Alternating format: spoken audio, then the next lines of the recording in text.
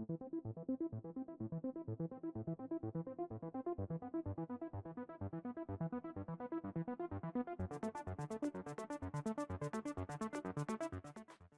everyone, welcome back to the range. My name is Matt, also known as the Ammo Nerd. We have an ammunition review today because I love giving data out for you all to make better buying decisions. We've got 300 Blackout, a somewhat new caliber to the channel. This is from AAC, or America's Ammunition Company, not to be confused with Advanced Armament Corporation, which is the silencer company, both of which are owned by the holding company that also owns Palmetto State Armory. This is a 150 grain full metal jacket. Let's throw this guy on the table and talk about what we're going to do today. In full transparency, Josiah over at PSA sent this over for us to review with no strings attached. We're attempting to get all of AAC's lineup, or at least the ones that I have guns for, to review so we can give you guys information on them because they have their new Saber line. That looks very interesting for a personal protection home defense round. For our 300 Blackout testing, we have 3 barrel lengths afforded to us, a 7.5 inch, 10.5 inch, and 16. Up first, we'll start with our shortest barrel length. This is a PSA 7.5 inch build. Got my favorite Yankee Hill QD muzzle brake up front. I love that for swapping all of my cans around very easily.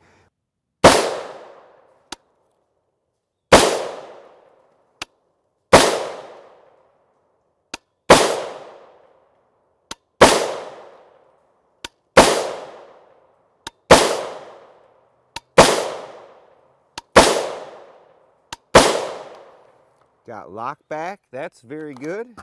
Now we've got our 10.5 inch upper, another PSA build, Yankee Hill, 3-port QD muzzle brake. Got a Tacticon 1-to-6 LVPO up top.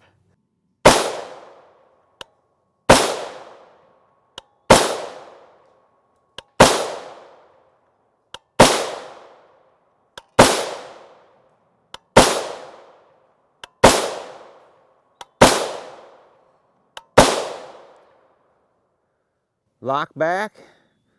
The box does say 1900 feet per second. I think we'll hopefully get that out of the 16 inch. And finally, our longest barrel length. This is our 16 inch PSA build.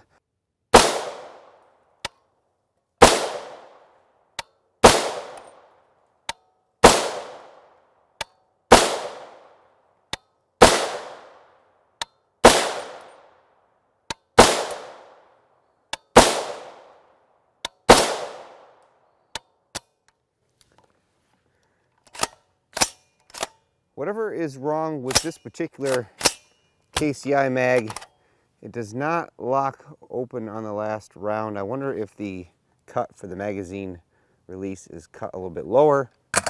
But we are over the box stated velocity, so it looks like that is a little conservative for a 16 inch barrel. Here is our AAC 150 grain full metal jacket at 100 yards. This is the 16 inch. A PSA build with an 18 power first focal plane scope from Primary Arms. 85 degrees outside today, overcast. I can see the target clear as day. Our first group was 2.50 inches, then 2.948 inches. We threw the JK Armament rifle kit cannon there, 3.113 inches. Then again, this could be barrel length, twist rate, optimum design. This was the 7.5 inch at 100 yards. We had 4 of them right there, and for some reason that guy just walked way the heck up there. That's 1, 2, 3, 4, 5, 6, 7 inches. But the same can be said about the 10.5 inch, which was down here. 1, 2, 3, 4, 5. 1, 2, 3, 4, 5, 6.5 inch group. So again, this is why I always say your mileage may vary. My barrels could be something wrong with them, or it could be at the limitation for 300 Blackout for precision.